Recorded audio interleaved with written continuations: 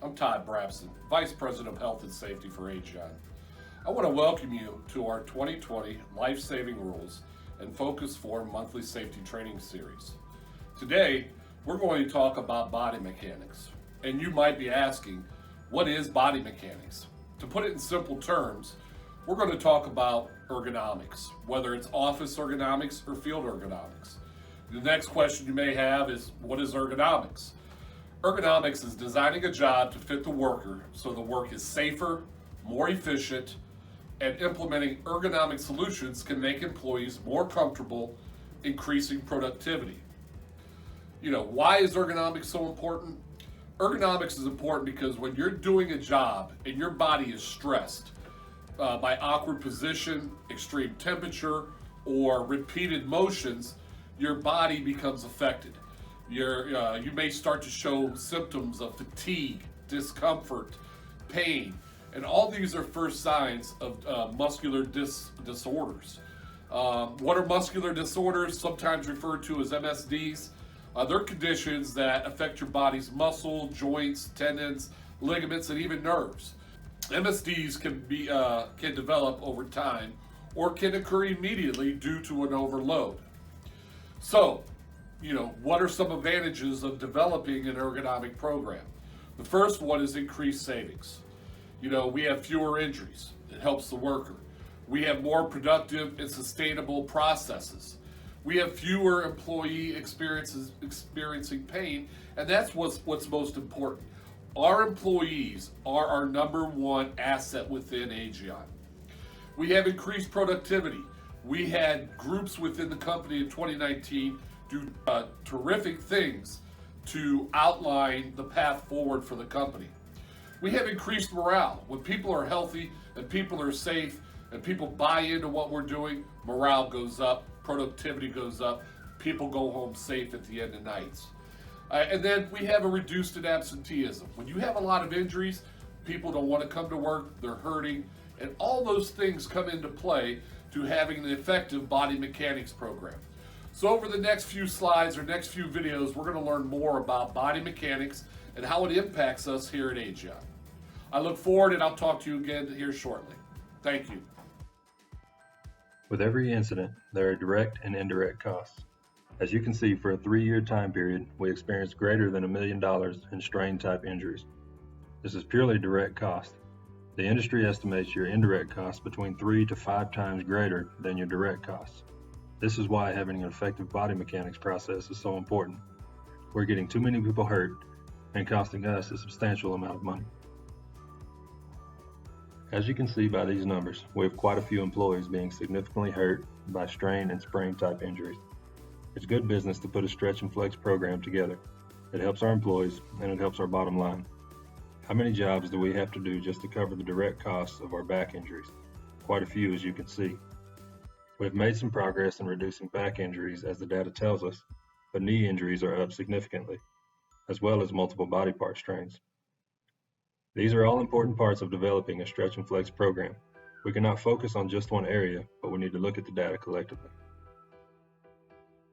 Hello again. As you can see from the previous slides, we have room for improvement. The team has made good progress in eliminating MSD type injuries, but we have room to grow. What I want to share with you now are some of the tools that we have that can enhance us. The first being the Stretch and Flex program. It has been a fundamental core for AGION for years now. Also, what we're introducing new this year is what is referred to as the Andy program, and it's based for our office workers. Now, we'll spend a lot of time discussing some of those things. What we haven't spent a lot of time on are some of the other tools that are there to help our jobs become safer. First being tools such as lift tables, or we have Spitz lifts to eliminate back injuries, other MSD type injuries. We have ergonomically correct tools. We have mechanical means to move stuff. We have 2-man lifts. All those things are important to ensure that we are working together and being conscious of our body mechanics in the field. Lastly, what I want to stress to you is the importance of you in this process. This program is only good as you make it.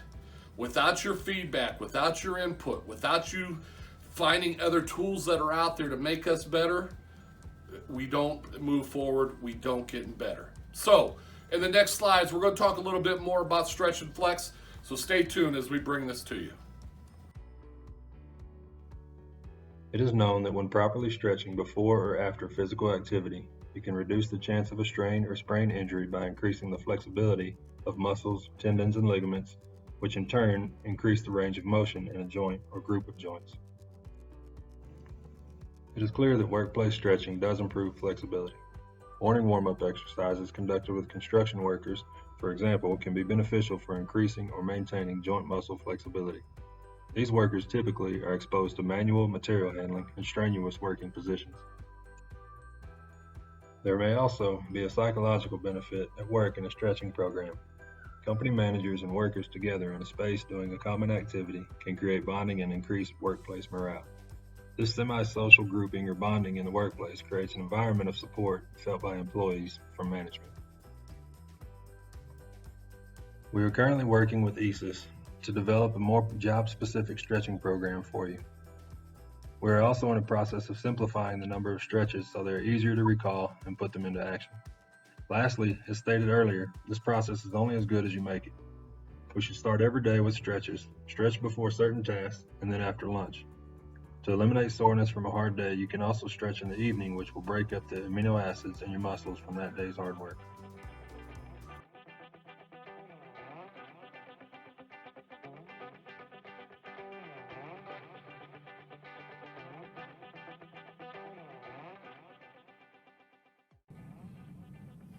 My name is Richard Kuhn, Director of Office Ergonomics with Chubb Global Risk Advisors. In this video, you will learn how the tools you use and your working environment affect your working posture.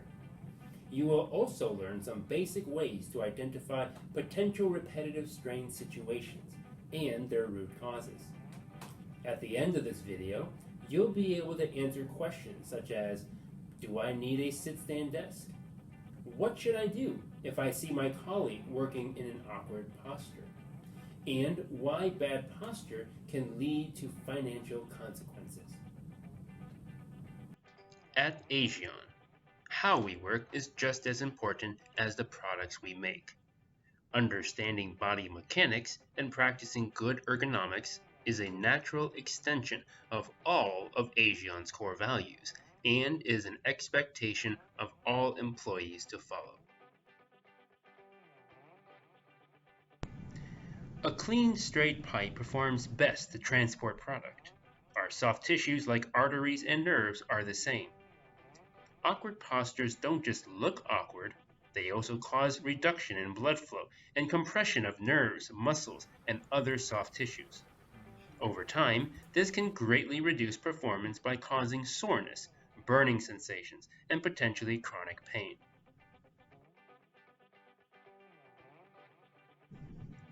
If you start experiencing discomfort, the first thing to do is to acknowledge it.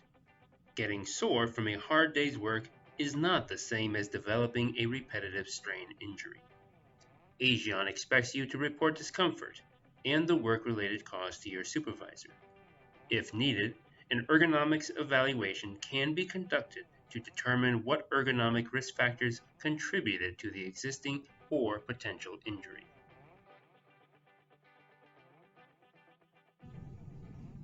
Ergonomic risk factors fall into one of 6 categories. Force, how much effort you are using. Posture, the position you are working in. Repetition, doing the same task over and over again. Contact stress, putting constant pressure on something. Vibration, both micro, like your car, or macro, like operating machinery. Environmental stress, too hot, too cold, too noisy, too bright.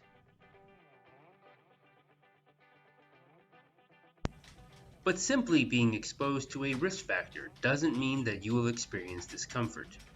You must think about each job task you perform in terms of frequency and duration. Or simply put, how often and how long you perform each task. Say, for example, your job requires you to sit for long periods of time, and you often find yourself working in a hunched position. Now we know that hunching will add strain to the lower back the moment you start to lean forward. The more often you hunch and the longer you hunch will add more strain to your lower back. Conversely, reducing the frequency and duration of hunching will minimize strain to your lower back. There are 3 ways to reduce or eliminate any ergonomic risk factors. Engineering solutions, by buying or modifying your setup and or your tools, for example a different chair, table, keyboard, or other item. Administrative solutions, changing the process or workflow of the job task, for example relocating your equipment, scheduling meetings throughout the day to encourage natural breaks. Behavioral solutions, by changing your habits or ways that you operate, such as sitting closer, avoiding reaching, and taking more breaks. Failure to address ergonomic risks can lead to individuals experiencing discomfort, fatigue, and poor concentration.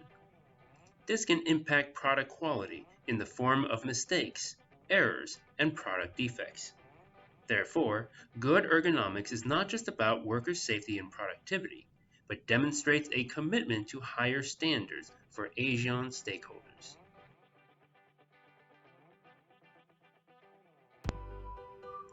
The way we work today may not be the best way to work tomorrow. Technology is changing how we work and driving the postures we use them in. Our bodies also change as we grow older and become more vulnerable to potential injuries. Therefore, it is important to constantly identify and minimize unnecessary repetitive strain on our bodies. So the next time you experience discomfort while at work, take a moment to look around and see what might be causing it, and report it to your supervisor, who can contact your HSC team to conduct an ergonomics assessment.